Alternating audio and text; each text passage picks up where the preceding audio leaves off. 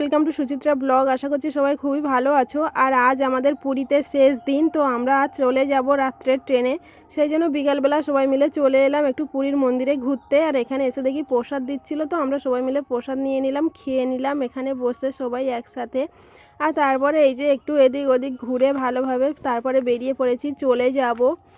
আর এই যে এদিকে সবাই মিলে একটু ঘুরে ফিরে দেখছিলাম চারিদিকটা, আর কোনোদিনও আসতে পারবো কিনা তো জানি না। তো এইটাই লাস্ট দিন আমাদের পুরীতে ঘোরা বা পুরীর মন্দির দর্শন করা, সেই জন্য সবাই মিলে একটু ভালোভাবেই ঘুরে ফিরে দেখে নিচ্ছিলাম চারিদিকটা।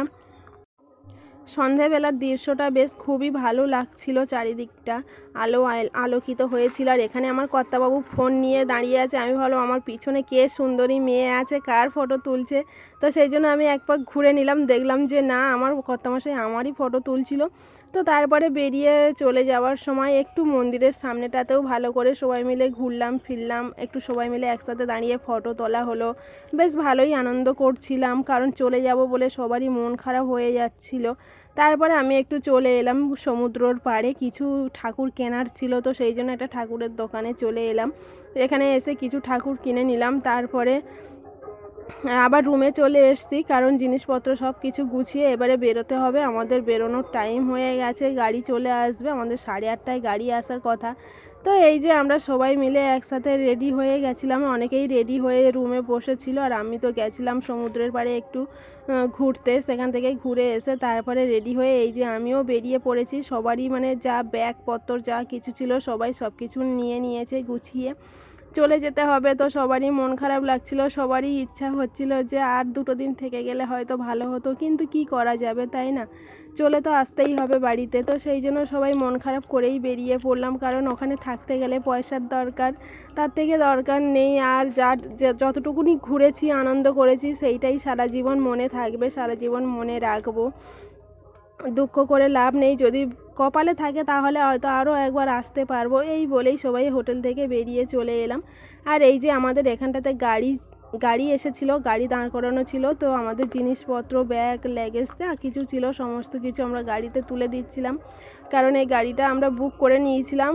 আর এখান থেকে পুরো স্টেশন পর্যন্ত চলে যাব একবারেই, তাহলে আর কোনো সমস্যা হবে না, একটা গাড়িতেই সবাই চলে যেতে পারবো, সেই জন্য গাড়িটা বুক করে নেওয়া হয়েছিল। আর এই যে সব এক এক করে বেরিয়ে আসছে, সবারই মনটা খারাপ, সবাই চাইছিলাম আরও 1 দিন 2 দিন থাকলে ভালো হতো। তারপরে যে যাব মানে পুরীতে ঘুরতে যাব একটা অনেক দিন থেকে ইচ্ছে, চলেও এলাম পুরীতে, কিন্তু কীভাবে যে কটা দিন কেটে গেল বুঝতেই পারা গেল না, যে মনে হলো যেন তাড়াতাড়ি দিনগুলো কেটে গেছে ঘুরতে এসে।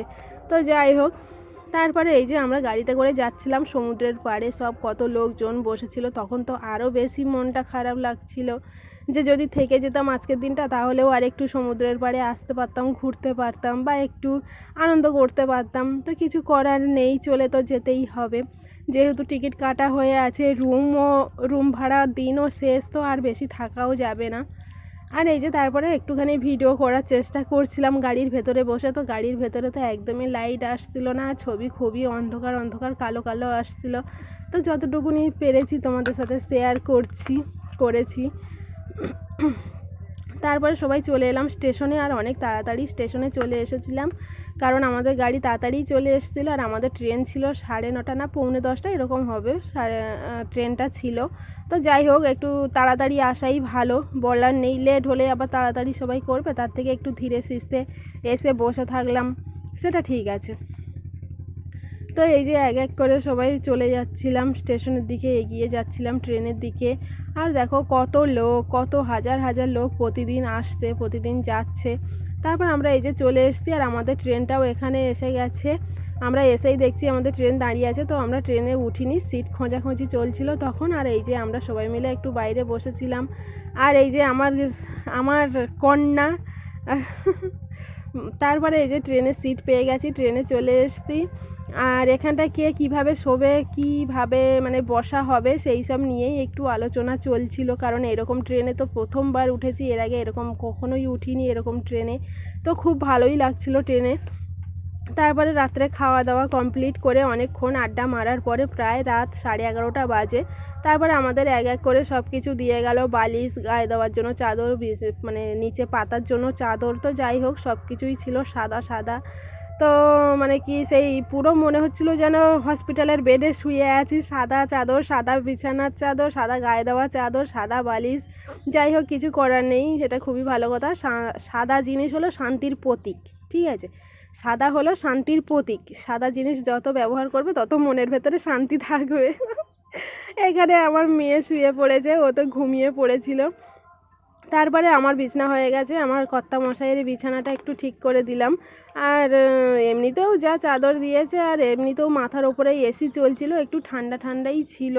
তো তারপরে আমি এই যে ওপরে উঠে পড়লাম, আমাদের সব কিছু গোছানো হয়ে গেছে, বিছানাপত্র ঠিকঠাক করা হয়ে গেছে। তো ভাবলাম এবারে উঠেই পড়ি, আর নিচে থাকতে ভালো লাগছে না, দেখি কেমন লাগে। নিশ্চয়ই ভালোই লাগবে ওপরে উঠে শুতে। তো আমরাই ওপরে শুয়েছিলাম, আর আমার বাচ্চারা মাঝখানে ছিল, আর আমাদের কর্তামশাইরা নিচে ছিল। তো এই যে সকাল হয়ে গেছে, তারপর সকালবেলা উঠে পড়েছি ঘুম থেকে। তাও সকাল বলতে কি, তখন 4:30 মতন বাজে, ভোরবেলা আর কি। উঠে পড়েছি, উঠে আর এখানটায় শুয়েছিলাম। তো এমনটাই মনে হচ্ছিলো যেন হসপিটালের বেডে শুয়ে আছি, বাড়ির থেকে লোকজন আসবে আমাদেরকে দেখতে, খাওয়ার দাওয়ার নিয়ে, আর খাবো আর শুয়ে থাকবো। তো গাড়িটাতেও মানে ট্রেনটাতেও এত ভালো লাগছিলো থাকতে। রাতটা তো বেশ খুব ভালোভাবেই কেটেছে। মনে হচ্ছিলো আরও যদি ঘন্টা 2 চড়তে পারতাম এরকম ট্রেনে, তো আরও ভালো লাগতো। তো আমরা এইভাবে বসেই ছিলাম, সবাই ইয়ার্কি মারছিলাম। আর এখানে কিন্তু আমাদের মধ্যে একটা পার্সোনাল কথা হচ্ছিল, সেই কথাটা তোমাদের সাথে শেয়ার করা যাবে না, ঠিক আছে? কারণ এটা হলো আমাদের দুজনের পার্সোনাল কথা। আর দেখো কথাটা মানে এতটাই পার্সোনাল, যার জন্য অনেক আস্তে আস্তে বলতে হচ্ছিল। আর বলতে গিয়ে তো, শুনতে গিয়ে তো আমি প্রায় স্লিপ খেয়ে পড়েই যাচ্ছিলাম। তো যাই হোক, পড়ি আর নি। তা আবার সবাই নেমে পড়লাম ট্রেন থেকে।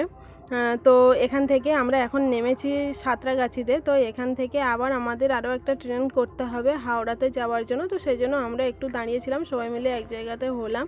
আর ব্যাগপত্রগুলো অনেকই ছিল, তারপরে নিয়ে এই যে এক এক করে চলে এলাম সাঁতরাগাছি ব্রিজের ওপর দিয়ে। তো দেখতেই পাচ্ছ সামনে সাঁতরাগাছি বলে লেখা আছে। এই স্টেশনটাতেও আমার এই ফার্স্ট টাইম আসা, এর আগে আমি কখনোই আসিনি। বেশ ভালোই ছিল জায়গাটা, বিষয়টা। আর আমার দেখো ব্যাগের যে ডান্ডিটা ধরে টানা হয় সেটা পুরো ভেঙে গেছিলো আস্তে আস্তে। তো সেই জন্য একে এইভাবেই মানে টেনে টেনে নিয়ে যেতে হচ্ছিলো, কিছু করার নেই। চাকিয়েও নেওয়া যাচ্ছিলো না, অনেকটা ভার ছিল। তারপর আমরা ট্রেনে উঠে পড়েছি, গল্প করতে করতে। তারপর তো প্রায় চলেই এলাম হাওড়া স্টেশন।